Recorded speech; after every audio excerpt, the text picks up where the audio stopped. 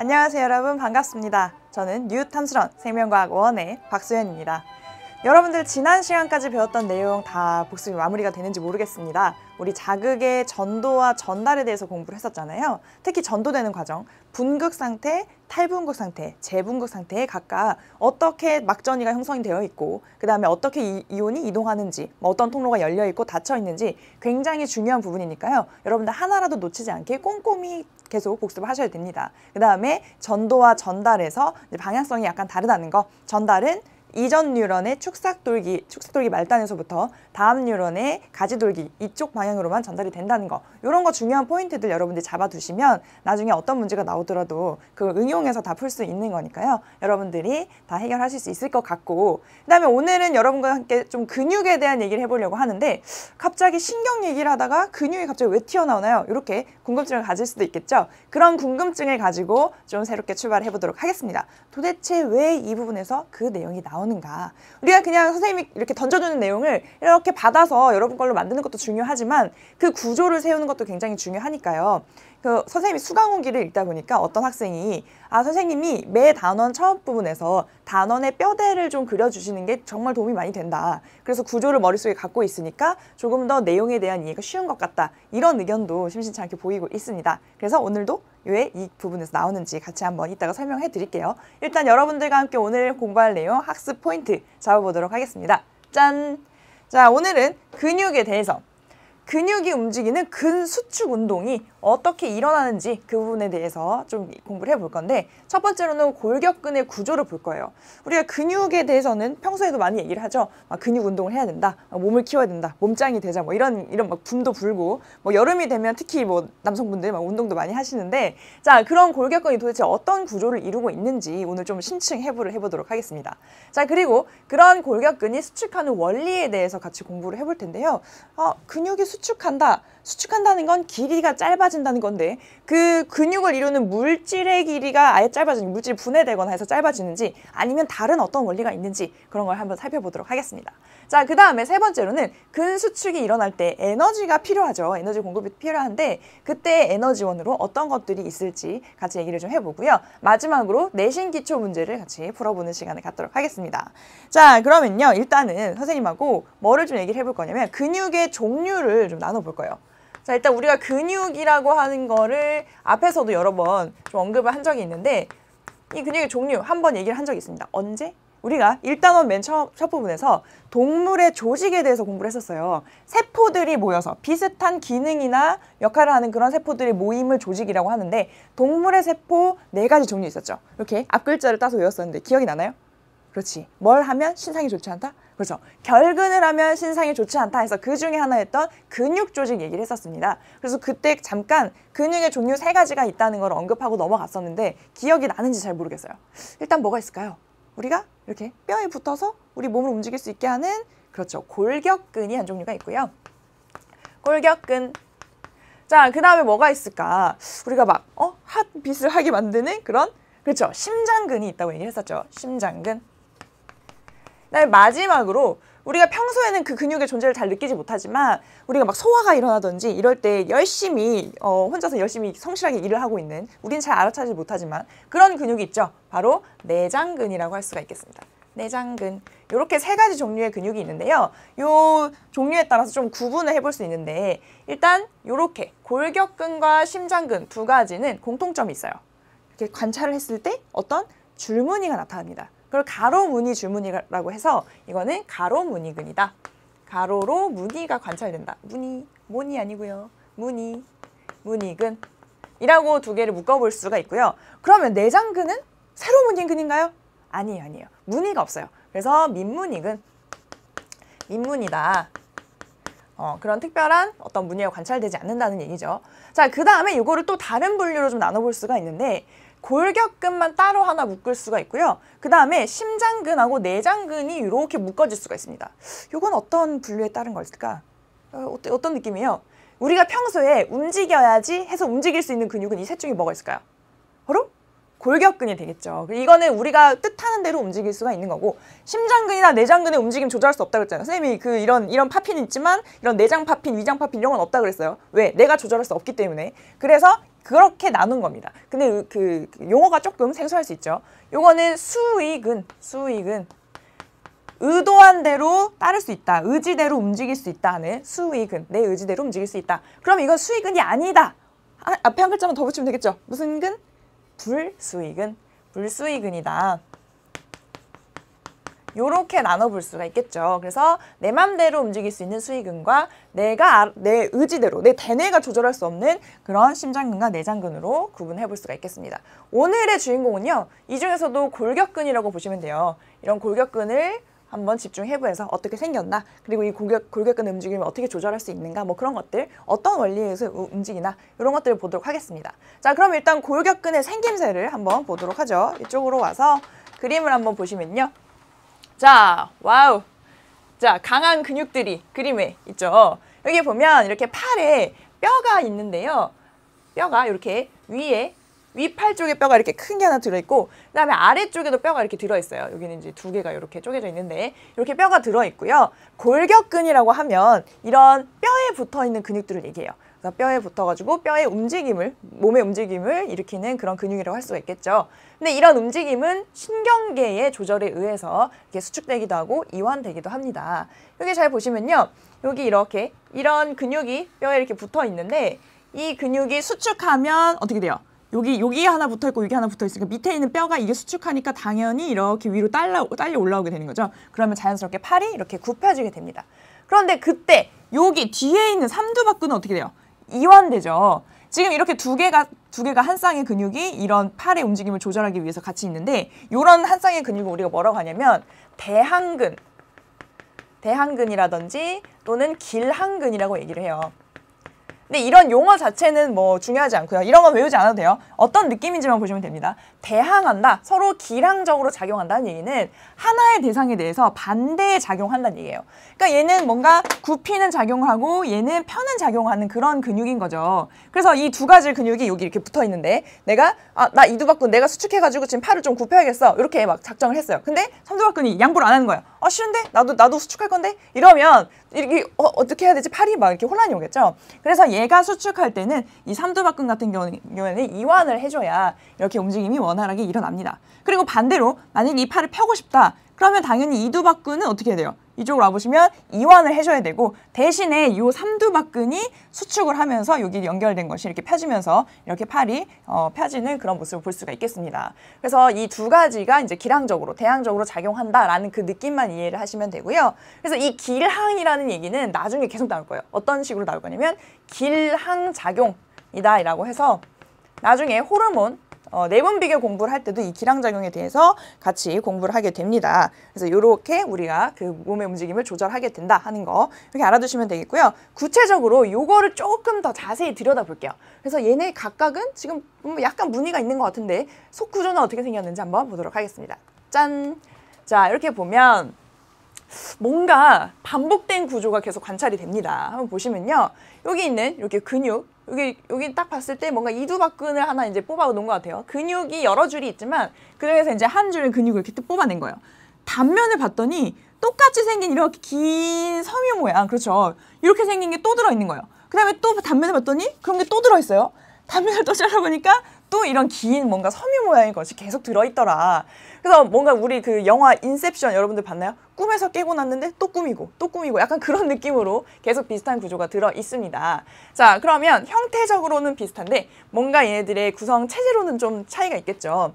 이 중에서 어떤 것이 바로 세포 수준이라고 할 수 있을까요? 이 중에서 분명 세포가 있을 건데, 근데 우리가 봤던 세포의 모양들과는 전혀 이제 좀 다른 모습이지만 그래도 조금 특별한 세포가 있다. 이 중에서 어떤 것이 있을까요?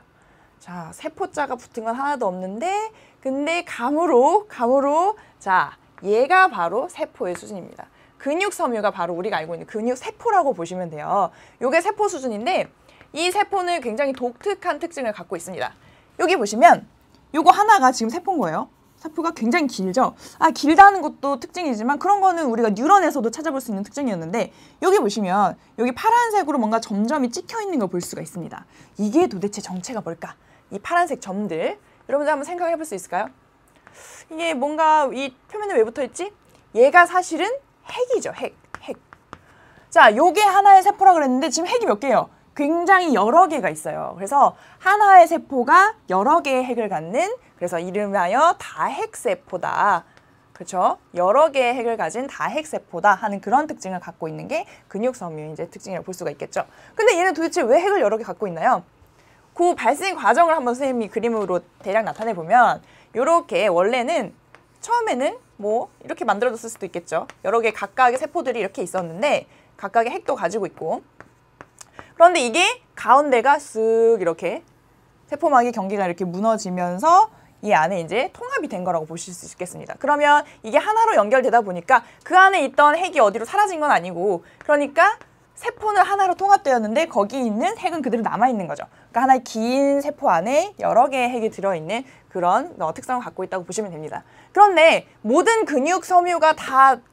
근육이 다 다핵세포인 것은 아니고요. 아까 봤던 심장근이라든지 아니면 내장근 같은 경우에는 그런 핵이 한 개씩 있는 그런 것들이 대부분이니까 그런 것들도 좀 주의를 하시고, 사실 아직 거기까지 그렇게 지역적으로는 문제가 나오지 않습니다. 그래서 일단은 이런 골격근을 이루는 근육섬유가 다핵세포이다. 그 정도로 이해를 하시면 될 것 같고요. 자, 이런 다핵세포인 근육섬유를 또 잘라봤더니 그 안에 또 뭐가 있어요? 바로 이런 근육원섬유라는 것이 들어있습니다. 근육원섬유. 그러니까 근육섬유가 세포고요. 근육섬유 안에 들어있는 또 이런 구조물이 근육원섬유가 되겠죠. 그럼 근육원섬유는 세포예요? 아니에요? 아닙니다. 근육섬유 안에, 세포 안에 들어있는 어떤 구조물일 뿐이다. 그런데 어떤 구조물이냐? 바로 걔를 쪼개보면 이렇게 액틴 필라멘트, 마이오신 필라멘트라는 것이 계속 반복되어서 이렇게 쭉 줄무늬를 이루고 있는 구조를 볼 수가 있는데요. 바로 이것들은 정체가 단백질이에요. 단백질. 그래서 우리가 근육을 키우려면 뭐를 많이 먹어야 된다고 얘기해요. 그렇죠. 닭가슴살 같은 걸 먹으라고 하잖아요. 단백질이 풍부한. 그래서 단백질로 이루어진 구조물이 이 안에 이렇게 길게 섬유 모양으로 빽빽하게 들어있다. 그것을 우리가 근육 원섬유라고 한다. 이런 단백질로 이루어진 쭉 연결된 그런 선 모양이죠. 그런 것들이 많이 모이면 하나의 세포 수준의 근육섬유가 되고, 이런 근육섬유들이 모여서 세포 하나하나란 얘기죠. 세포들이 모여서 근육섬유 다발을 이루고요. 이런 근육섬유 다발이 여러 개 모여서 이런 근육이 되게 된다는 이런 구조를 볼 수가 있겠죠. 자, 그러면 이제 우리는 어디를 또 살펴볼 거냐면 여기를 이제 집중 또 해볼 거예요. 그런데 여기 보면 똑같은 무늬가 반복되어 나타납니다. 그러니까 이걸 길게 볼 필요는 없고 하나의 무늬, 이렇게 한 단위만 뽑아서 확대해서 한번 볼게요. 그림을 보도록 하죠. 자, 뭔가 살짝 이상하게 생겼어요, 선생님. 뭔가 막 이게 이런 구조물이 우리 근육 속에 있단 말인가요? 약간 의아할 수 있겠죠. 자, 여기 보시면 아까 긴 그 단백질 섬유를 이렇게 뽑아 놓은 거라고 보시면 돼요. 그게 이제 근육 원섬유였는데 그 근육 원섬유에는 이렇게 반복되는 그 구조, 단위가 존재합니다. 그래서 그 기준이 되는 점이 바로 이 지선이에요. 지선. 이런 기준점이 되는 거. 그래서 이 하나의 지선으로부터 다음 지선까지를 우리가 근육 원섬유 마디라고 합니다. 한 마디라는 얘기죠. 그래서 이게 단위가 되는. 선생님이 이게 왜 지선인지 궁금해가지고 찾아봤어요. 그랬더니 독일어로 그 격리한다는 의미가 이게 지로 시작하는 단어가 있더라고요. 선생님이 단어의 발음은 할 수는 없죠. 독일어를 배우지 않아서. 아무튼 이런 근육 원섬유를 부분 격리하는 그런 느낌을 갖고 있기 때문에 그래서 지선이라고 이름 붙였습니다. 자, 그리고 이 지선에는 뭐가 붙어 있냐면요. 이렇게 좀 이 두 가지 종류의 긴 구조물 중에서 조금 얇은 쪽, 그쵸? 조금 얇다고 할 수 있는 어떤 섬유들이 이렇게 쭉 붙어 있어요. 자, 이것의 이름은 얇은 애들, 액틴 필라멘트라는 이름을 갖고 있습니다. 액틴 필라멘트. 그래서 이 지선에 액틴 필라멘트가 양쪽으로 이렇게 구조를 이루어서 붙고 있고요. 이쪽 지선에도 마찬가지로 이렇게 정렬이 되어 있는 모습을 볼 수가 있습니다. 자, 그 다음에 이 액틴 필라멘트 사이사이에 뭔가 조금 더 굵은 부분들이, 굵은 어떤 섬유들이 쭉 들어있는 걸 볼 수가 있겠죠. 그래서 이 굵은 부분의 이름은 뭐냐면 바로 마이오신이라고 해요. 마이오신. 근데 마이오신도 결국에는 단백질로 이루어진 어떤 그 섬유 모양이기 때문에 마이오신 필라멘트라고 불러도 무방합니다. 마이오신도 필라멘트라는 명칭을 쓸 수가 있죠. 그래서 이렇게 이해를 하시면 될 것 같고요. 그래서 이렇게 액틴 필라멘트 쭉 연결이 돼 있고 그 사이사이에 마이오신 필라멘트가 이렇게 들어있는데 액틴은 비교적 얇고 마이오신은 두껍다. 이렇게 생각하시면 될 것 같습니다. 그리고 이 가운데 있는 M선은 뭘까요? M선 같은 경우에는 이 마이오신 필라멘트를 잘 이렇게 정리하고 있는 그런 구조물이라고 볼 수가 있겠는데 이 M선 옆에서 봤을 때는 이렇게 쭉 선 모양이잖아요. 근데 얘를 단면을 이렇게 요렇게 단면을 우리가 이렇게 자른 건데 요렇게 한번 잘라서 보면 이렇게 근육 섬유가 이렇게 돼 있고요.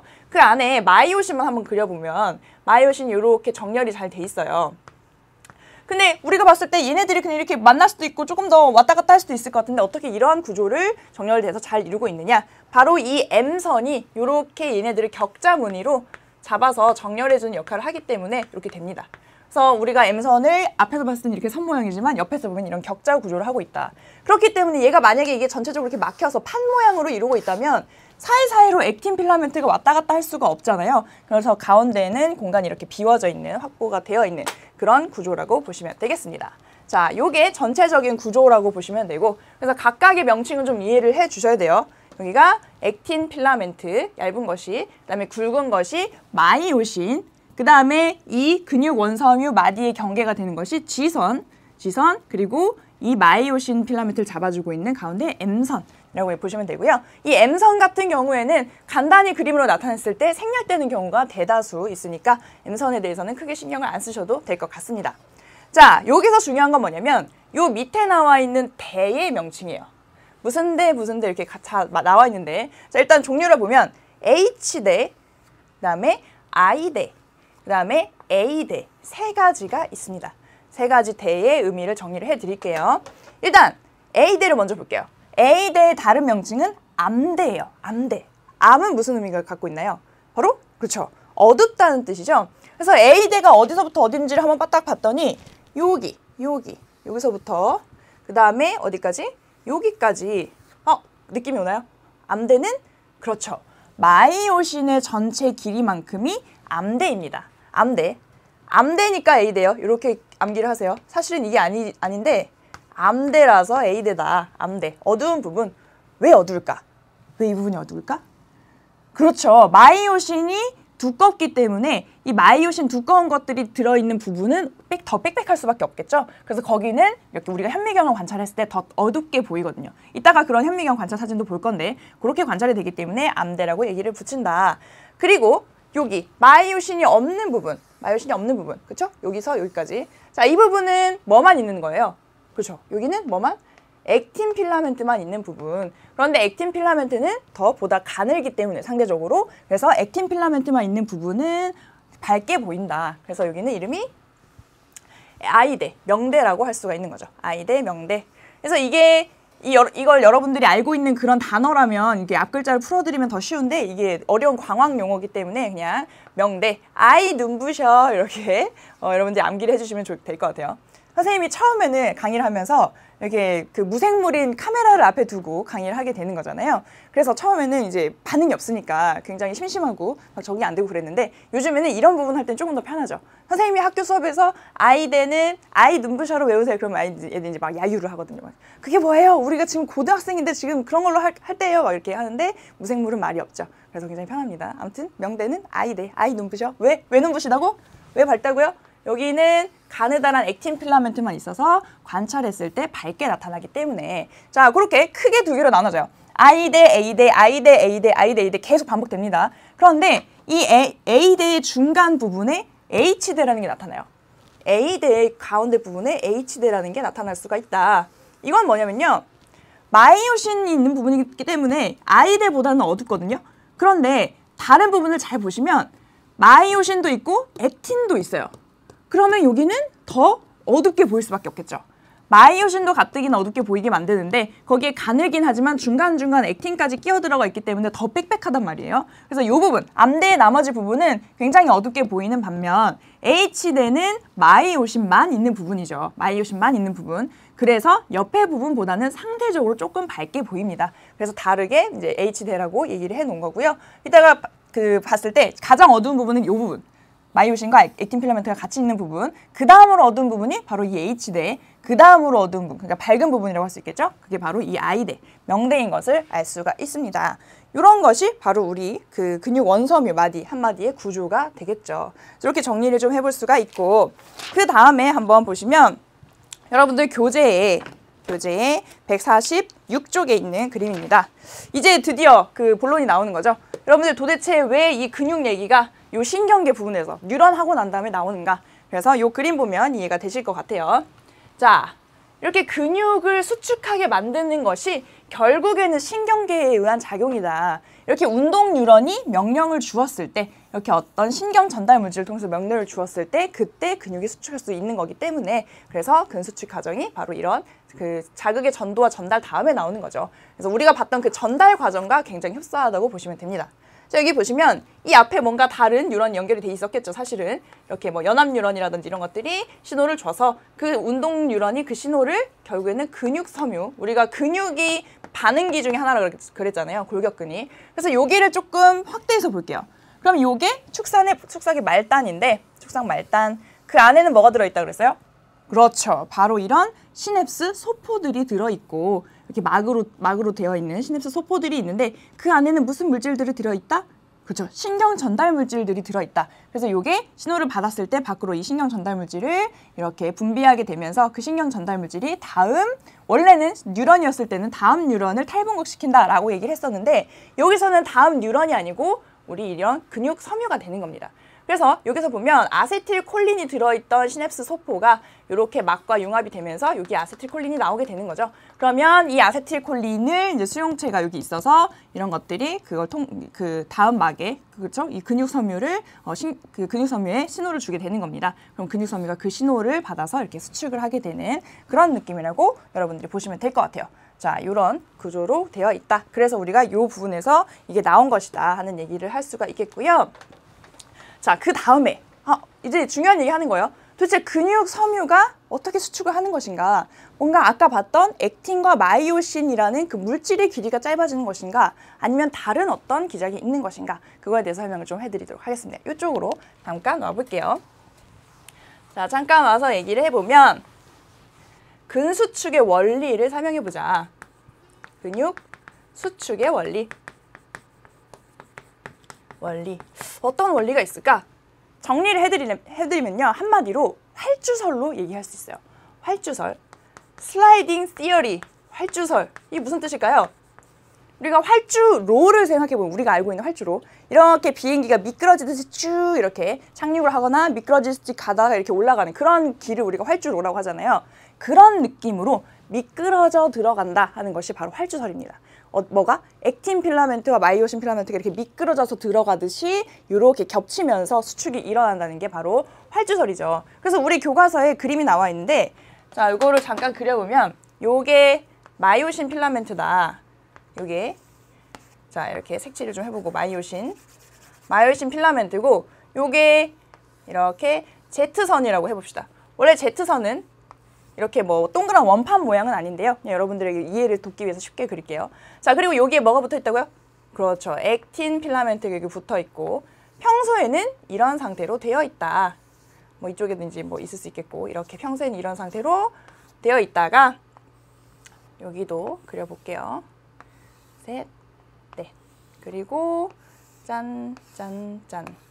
자, 이렇게 되어 있다가 만약에 수축해야 되는 그냥 신호가 온 거죠. 아까 운동 뉴런으로부터 아세틸콜린이 만약에 여기 이렇게 닿았다면 그럼 수축 신호를 받았어요. 그래서 얘가 어떻게 되는 거예요? 요 물질 전체의 길이는 전혀 변화가 없고 요 사이 간격만 줄어든다고 보시면 됩니다. 그래서 이렇게 마이오신의 길이도 그대로 똑같이 그릴 수가 있겠고요. 그 다음에 액틴의 길이 자체도 그대로. 그렇지만 요 Z선과 Z선이 조금 더 가까워진다고 볼 수가 있겠죠. 요렇게 짠, 요렇게.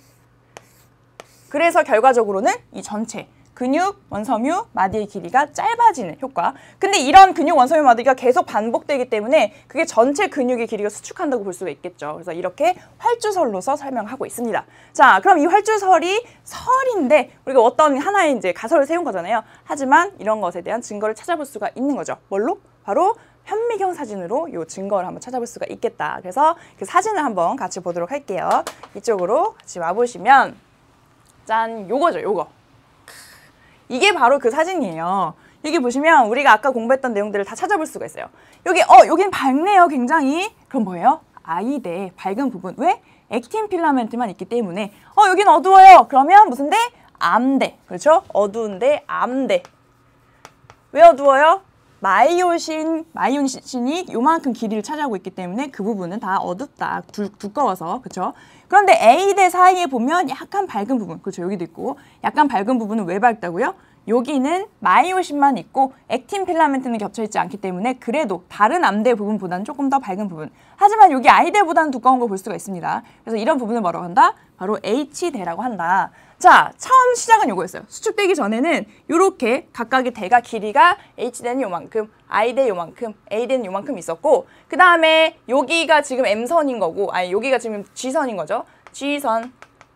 그 다음에 여기가 G선이고 여기가 M선인 거를 우리가 볼 수가 있겠습니다. 그 마이오신 가운데 있는. 그래서 여기서 여기까지가 바로 근육 원섬유 마디예요. 한 마디의 길이. 이거를 뭐 예전엔 근절이라고 간단히 그 한자로 표현하기도 했었고 아무튼 이런 마디 길이를 갖고 있었어요. 그거를 그림으로 간단히 표현한 게 이 그림이죠. 그죠? 지금 저기 있는 거를 이렇게 간단히 표현한 겁니다. 자, 그런데 근육 수축이 일어나는 과정을 계속 현미경으로 관찰해 보니까 어떻게 되냐면요. A대 전체의 길이가 어떻게 되냐 보세요. 변하지 않습니다. 그쵸? A대 자체의 길이가 변하지 않고 대신에 뭐는 변해요? I대의 길이는 점차 줄어들고 H대는 줄어들다가 결국에는 이제 더 진행되면 없어지기도 해요. 그게 왜 그러냐? 바로 아까 봤던 것처럼 이것이 이렇게 미끄러져 들어가면서 여기 전체 근육 원섬유 마디의 길이가 짧아지기 때문이죠. 그래서 여기 보시면 요거 전체의 길이는 변하지 않고 마찬가지로 액틴 필라멘트의 길이도 변하지 않지만 사이의 간격이 변해서 이런 일이 일어나는 것이다. 그렇게 정리를 좀 해볼 수가 있겠습니다. 자, 그래서 이 부분에서 주로 시험으로 출제되는 부분을 정리를 해드릴게요. 여기 좀 크게 잡아주시면. 그래서 각각 길이의 변화를 여러분들이 알아두셔야 시험 문제를 풀 수가 있는데요. 첫 번째로는 근육 원섬유 마디의 길이입니다. 원섬유 마디의 길이. 이걸 다른 말로 표현하면 뭐가 돼요? 바로 G선과 G선 사이의 길이, 사이의 거리. 이렇게 표현할 수도 있겠죠. 요거는 근육 수축이 일어나면 근수축 시 어떻게 돼요? 바로 전체 길이가 짧아지죠. 그쵸? 이거는 그래서 감소한다. 요 근육 원섬유 마디의 길이는 감소한다. 자, 그 다음에 두 번째로 뭐가 있냐면 여기 I대의 길이는 어떻게 되나요? I대의 길이는 그렇죠. 여기서 점차 감소하는 것을 볼 수가 있겠습니다. 그래서 I대도 감소한다. 짧아진다는 거죠. 그 다음에 또 뭐가 있냐면 H대. H대는 어디예요? 마이오신 필라멘트만 있어서 암대 중에서는 조금 밝게 보이는 부분. 그걸 H대인데 H대는 어떻게 돼요? 그쵸? 감소하죠. 액틴 필라멘트가 점점 다가오니까 감소하다가 사실은 사라지는 경우도 있어요. 그래서 H대 같은 경우에는 감소하다가 사라지기도 한다. 이렇게 정리를 해볼 수가 있겠고 여기까지는 변하는 것들. 근육이 수축할 때 감소하는 애들이고 딱 하나 변하지 않는, 그러니까 이게 중요하겠죠? 변하지 않는 것, 뭐 있을까요? 전체 마이오신 필라멘트의 길이 자체는, 그 물질의 길이 자체는 변하지 않는다. 그러니까 A대. 그렇죠? A대는 변화 없음. 요게 가장 중요한 포인트라고 볼 수가 있겠죠. 이 부분에서. A대의 길이는 근육 수축하더라도 변화가 없다. 그럼 만약에 이완하면 어떻게 돼요? 이완하면 이런 것들의 길이는 증가하겠고 지금 수축해 있을 때보다는, 그리고 그래도 A대의 길이는 변화가 없다 하는 거 이렇게 이해하시면 될 것 같습니다. 자, 그러면 다음 내용은 어떤 것이 되겠냐면요. 바로 이거 근육 수축이 일어나는 과정에서 어떻게 ATP가 사용이 되고 실제로 어떻게 일어나는지 조금 더 자세히 본 거예요. 여기 보면 우리 책에 나와 있는 그림인데 이게 바로 마이오신이에요. 근데 마이오신을 보면 이렇게 머리가 콩나물 머리 같기도 하고 골프채 같기도 한 이 머리들이 이렇게 막 나와 있습니다. 나와 있는데 이 머리가 이렇게 기어간다고 보시면 돼요. 액틴 필라멘트를 타고 이렇게 기어가는 거예요. 굉장히 귀엽죠. 그런데 ATP가 이 머리에 붙고 나서 이 ATP가 ADP와 무기인산으로 이렇게 분해가 되면요. 그때 이렇게 액틴 필라멘트에 붙을 수가 있어요. 이 머리가 붙어요. 붙고 나서 이게 떨어져 나가면 이렇게 앞으로 기어가고요. 한 단계 기어가고 여기 새로운 ATP가 붙으면 다시 떨어질 수가 있습니다. 그 다음에 다시 이게 분해되면 또 붙고 이게 떨어지면서 한 단계 전진하고 그 다음에 또 새로운 ATP가 붙으면 또 떨어지고 이런 식으로 계속 앞으로 전진을 할 수가 있게 되는 그런 구조예요. 그렇기 때문에 전체 이 근육의 수축이 일어나기 위해서는 뭐가 꼭 필요하다? 뭐가 공급돼야 돼요? 그렇죠. 이렇게 새로운 ATP가 계속 공급이 돼야지만이 이게 떨어져 나올 수도 있고 다시 이렇게 앞으로 전진할 수 있는 그런 원동력이 된다고 볼 수가 있는 거겠죠. 그래서 여기서 여러분한테 엮어서 설명해 드릴 수 있는 게 뭐냐면 바로 사후 강직인데요. 사후 강직이 뭐예요? 우리가 동물 같은 것들이 죽고 나면 근육이 뻣뻣해지는 그런 현상이 바로 사후 강직입니다. 이런 거는 죽고 났을 때는 ATP를 공급받을 수 없기 때문에 이렇게 수축한 상태에서 새로운 ATP 공급이 안 되니까 이 상태로 멈추는 거예요. 떨어져 나오지 못하고. 그래서 근육이 수축한 상태로 뻣뻣하게 굳는 것을 사후 강직이라고 한다. 우리 책의 147쪽에도 잠깐 이제 설명이 나와 있는 것을 볼 수가 있겠습니다. 자, 이렇게 해서 활주설에 대한 설명은 다 마치고요. 그 다음으로는 근수축의 에너지원에 대해서 설명해 볼게요. 자, 그러면 이런 ATP를 공급받아야 되는데 우리 몸에는 이렇게 우리가 막 열심히 운동을 하고 달리기를 하는 만큼의 1시간 동안 운동할 수 있을 만큼의 ATP가 과연 저장이 되어 있을 것인가? 어떻게 생각하세요? 1시간 정도 할 수 있을까? 30분 정도 할 수 있을 것 같은데? 뭐 이런 생각 할 수 있는데 자, 과연 어떤지 한번 보겠습니다. 자, 그래서 여기 보시면 근수축에 필요한 에너지의 공급이라는 제목으로 그림이 나와 있어요. 그래서 결과적으로 근수축하기 위해 필요한 에너지는 어떤 형태로 공급해줘야 돼요? 그렇죠. 바로 이 ATP의 형태로 공급해줘야 되는데 이 ATP가 첫 번째 형태, ATP 형태. 그렇지만 이 ATP는 제일 좋은 형태긴 한데 몇 초 만에 끝나냐면요. 3초면 다 써요.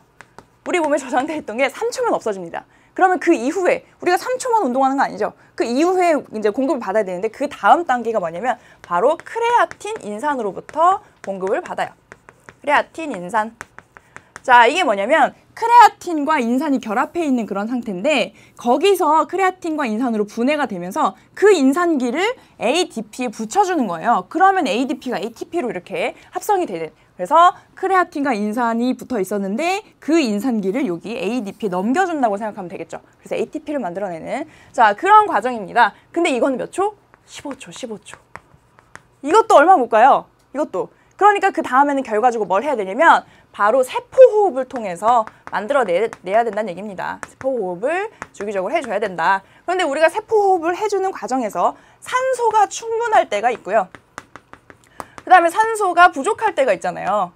그렇죠? 그래서 두 가지 조건으로 나눠볼 수가 있는데 산소가 충분할 때는 무슨 호흡? 그렇죠? 산소호흡, 유기호흡 그걸 하게 되죠. 그래서 산소호흡을 하면서 거기서부터 에너지를 공급받게 되고 그 다음에 산소가 부족한 환경에서 무슨 호흡이 일어나요? 무산소. 그렇죠. 무산소 호흡이 일어나면서 그러니까 일종의 발효가 일어나는 거예요. 발효. 우리 같은 경우에는 젖산 발효가 일어나게 되죠. 그래서 우리 몸에 젖산이 축적되어서 나중에 근육통에 시달리게 되는 그런 원인이 됩니다. 그래서 이런 과정을 통해서 에너지를 공급받을 수 있다 하는 것까지 정리를 해드리도록 할게요. 그래서 가장 쉬운 형태 ATP, 그 다음에 크레아틴 인산이 사용되고 그 다음에 계속 지속적으로 운동이 일어나면 이렇게 세포호흡을 통해서 에너지를 공급받는다. 여기까지 정리를 해보도록 하겠습니다. 자, 그러면 넘겨서 우리 내신 기초문제를 한번 같이 풀어볼게요. 여기를 풀어보면서 우리가 과연 공부가 제대로 됐나 한번 점검해보는 시간을 갖겠습니다. 자, 여긴 지우고 깨끗이 자, 보시면요. 여기 보기에 있는 것들 중에서 찾아서 여기 하나하나 보기를 넣어주면 되는 거예요. 맞는 내용을. 그럼 한번 해볼게요. 첫 번째, 뉴런의 신경세포체에서 뻗어나온 긴 돌기다. 아, 다른 뉴런이나 반응기의 신호를 전달한다. 여기서 뭐예요? 그렇죠. 축삭돌기. 축삭돌기가 이 미음이 이렇게 들어갈 수가 있겠고요. 두 번째, 슈반세포의 세포막이 길게 늘어났대요. 아, 슈반세포 나왔으면 뭔지 대략 감이 오지만 끝까지 읽어보겠습니다. 그래서 축삭을 여러 겹으로 싸고 있는 것으로 전기적 절연체 역할을 한다. 우리 알고 있죠? 뭐예요? 이 중에서?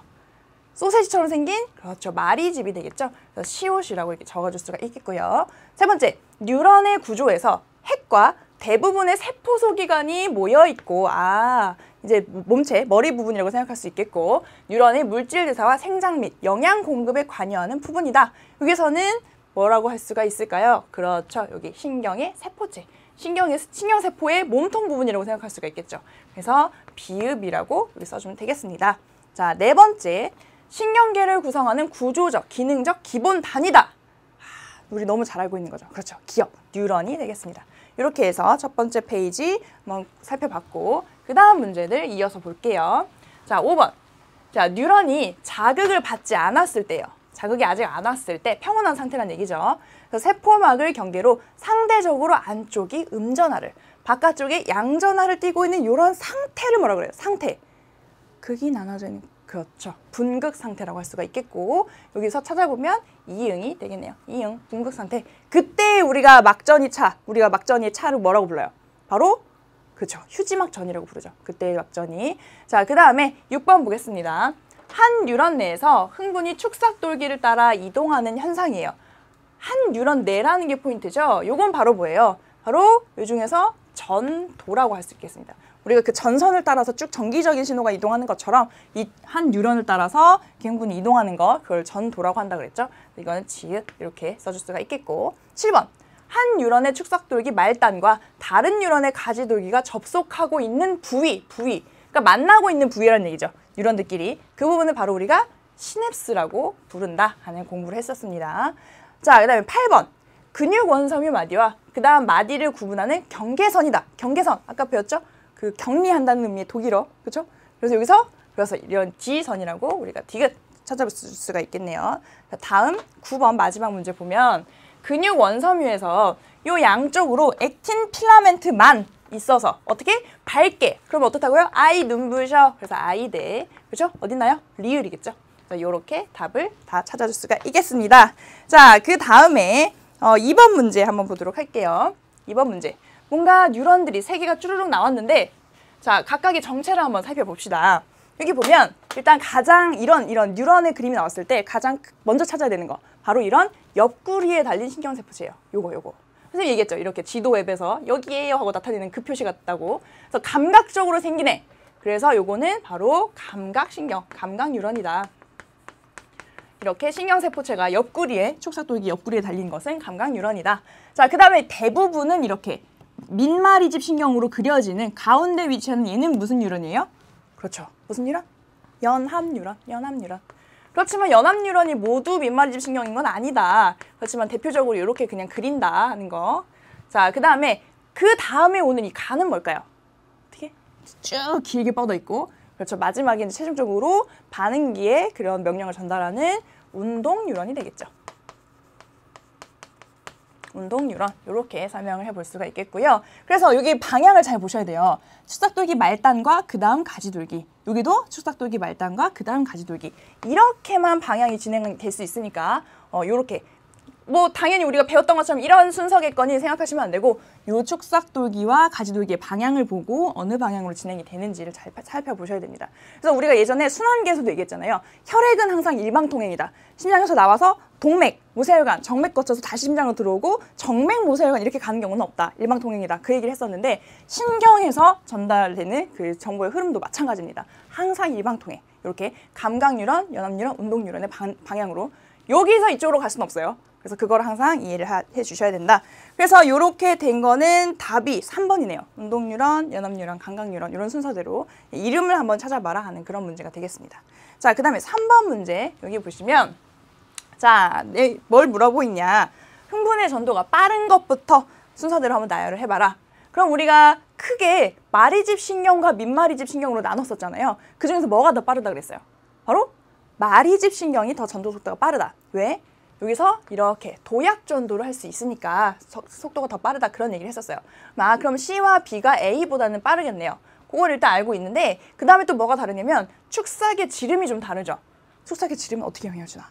바로 축삭의 지름이 이렇게 크면 클수록, 그죠? 넓으면 넓을수록 어떻다? 속도가 더 빠르다. 왜? 이온에 이동하는데 저항이 적기 때문에. 그래서 뭐가 제일 빨라요?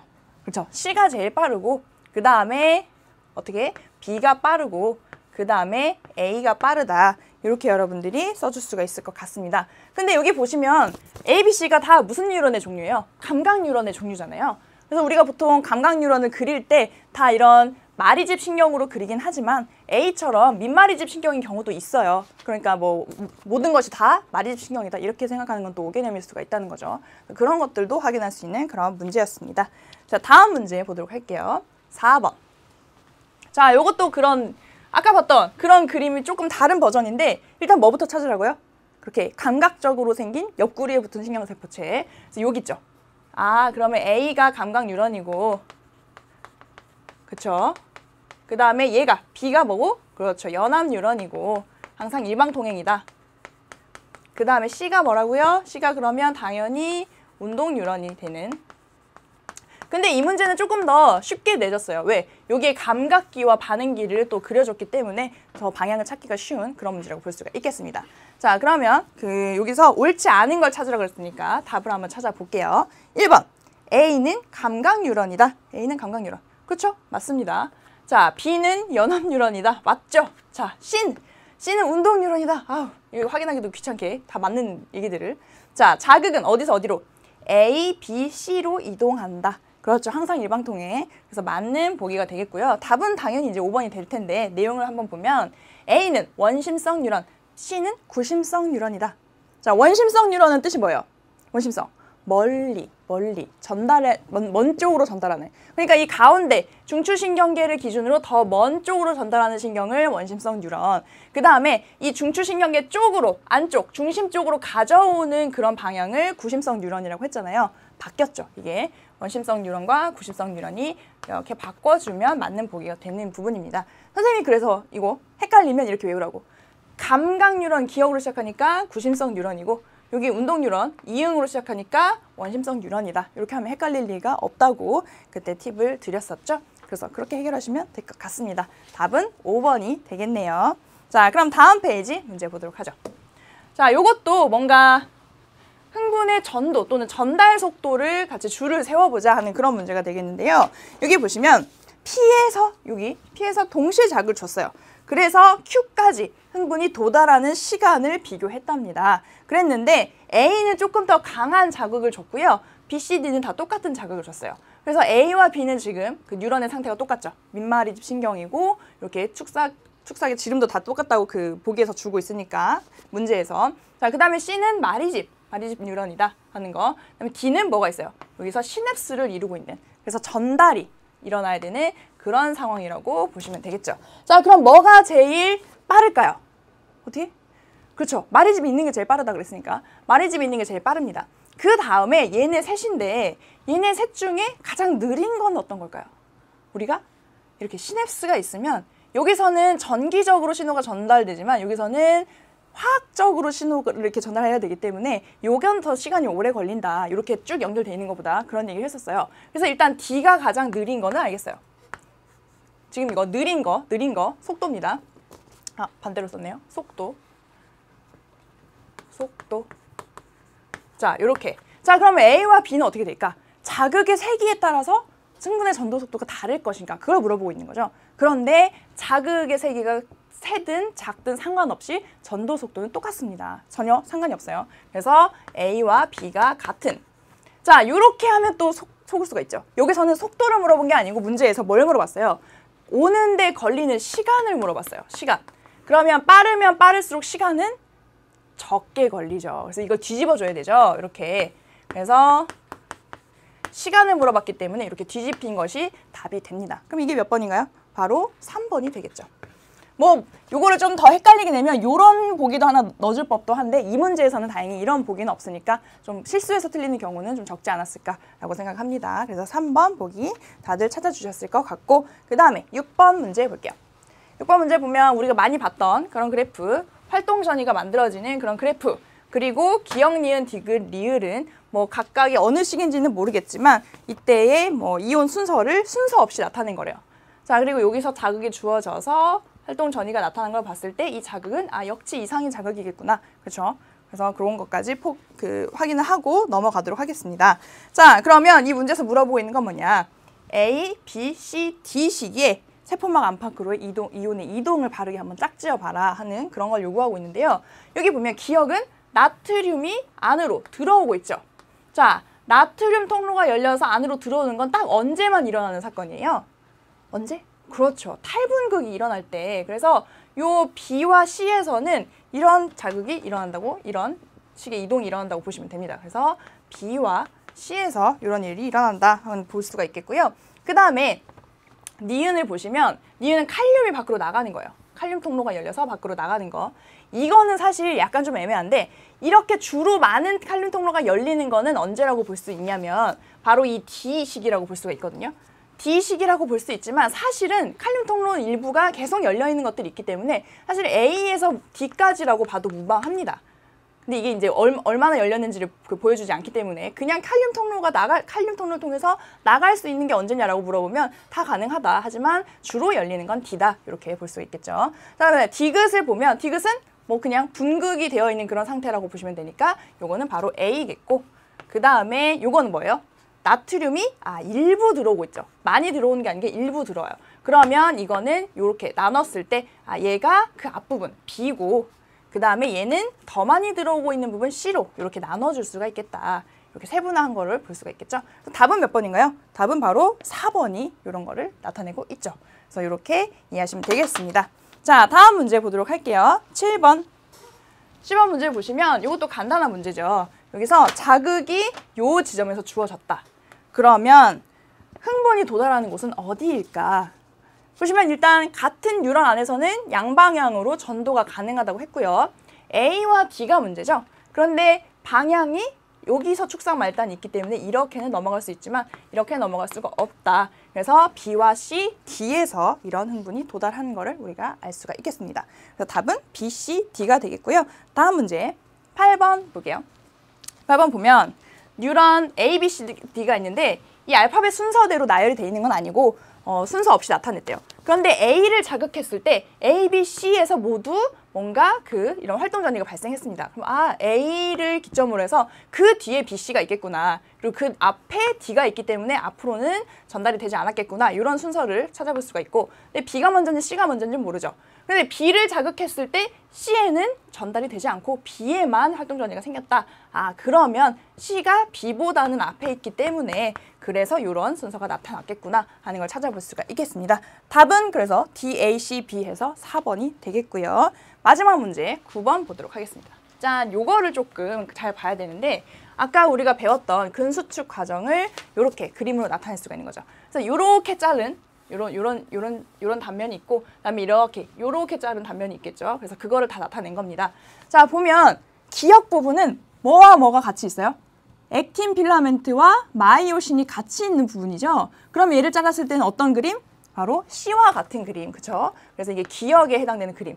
마이오신, 그다음에 중간중간 액틴 필라멘트가 가늘게 있는 거 확인할 수가 있겠고요. 니은은 마이오신만 있는 그림, 그러니까 A가 되겠죠. 이렇게. 자, 그 다음에 디귿은 액틴 필라멘트가 있는 부분이니까 이렇게 가늘게 나타나는, 그래서 이게 디귿. 자, 그럼 보기 확인해 보겠습니다. 기역. A는 니은의 횡단면이다.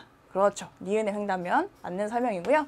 그다음에 니은, 디귿은 여기 디귿은 액틴 필라멘트만 존재하는 부분이다. 그렇죠. 그래서 이걸 무슨 대라고 한다? 아이대라고 한다. 맞는 설명입니다. 자, 디귿. 근육이 수축하면 A와 마이오신과 B, 액틴 필라멘트가 겹친 부분이 늘어난다. 그렇죠. 지금은 이만큼이 안 겹쳐 있지만 얘가 이렇게 안으로 쭉 들어오게 되면 겹친 부분이 더 늘어나게 됩니다. 그래서 디귿도 맞는 보기라고 할 수가 있겠죠. 그래서 기역, 니은, 디귿이 모두 맞는 보기니까 답은 5번이 되겠네요. 자, 이렇게 해서 우리가 그 내신 기초 문제 같이 풀어봤는데요. 다음 시간에는 실력 향상 문제를 같이 풀어볼 거예요. 그런데 이 실력 향상 문제가 여러분들이 풀기 좀 만만치 않을 수도 있습니다. 그러니까 일단은 우리 교재 문제로 확실하게 해결을 해내고 그 다음에 여러 가지 다른 문제, 기출 문제들을 같이 이제 따로 풀어보면서 이 부분은 좀 확실히 연습을 할 필요가 있다고 생각을 하니까요. 미리미리 풀어서 다음 시간에 같이 체크해 보도록 하겠습니다. 그러면 오늘도 고생 많이 하셨고요. 여러분도 오늘 공부한 내용 수강후기 게시판에 꼭 이제 후기 남겨주시고 다음 시간에 선생님이랑 같이 만나도록 할게요.